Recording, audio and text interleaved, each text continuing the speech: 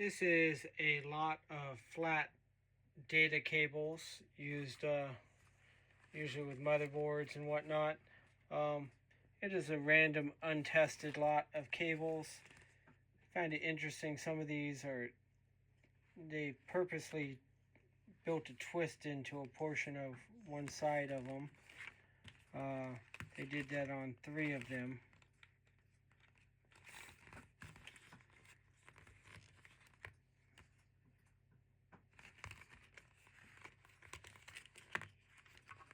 This has a similar scenario, has a built-in twist.